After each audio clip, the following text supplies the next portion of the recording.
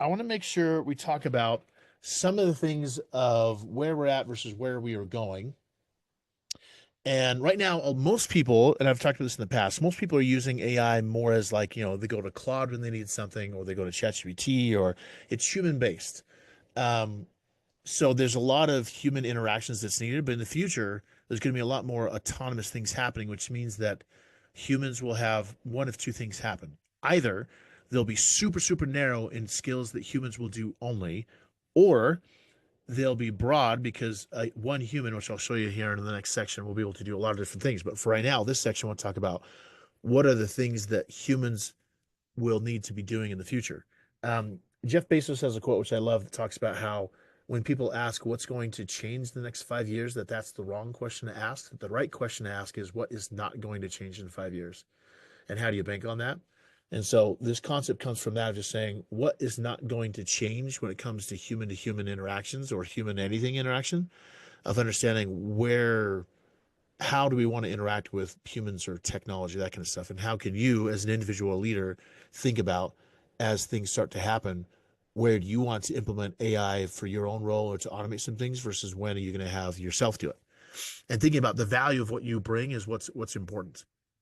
So when you think about all these different things, when I thought about, I have an article coming out with I can't remember, it was Revenue Magazine that talks about this concept, but like when you think about if I had half of my tasks already done, if I'm an enablement leader, if I'm a salesperson, if I'm a lead, HR leader, whatever the case might be, and if a lot of my stuff gets done for me, that means that the skills I'll be needing to focus on are things like this, like ethics and creativity and strategy and vision and connection.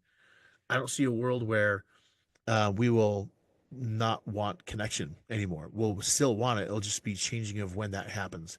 And when you think about it, if I found this really cool tech I got to share with you guys. It's freaking fascinating, which I won't get into right now. But the point is that it's going to be easier and easier for us to AI ourselves through avatars, through voices, through text, through whatever, which means that the value of human connection, number one, needs to be transparent. So you know if you're talking to a human or not. And number two, needs to be prioritized, because that means in-person events will be huge, because anything digital or anything online could be cloned as an AI in the future. And two, is that the only way you'll be able to trust if you're talking to a human is in person. So which I see a swing in a direction of in-person events going to be coming full strength because of AI. Which means that all these Gen X, or not Gen X, I'm a Gen Xer, that all these Gen Z, Gen whatever the heck the generation we're on now, who don't know how to have an in-person relationship, will be relying on us old school people of how the heck do you talk to people in person, because they won't know how to do that unless they're using an AI to do it for them, which is crazy.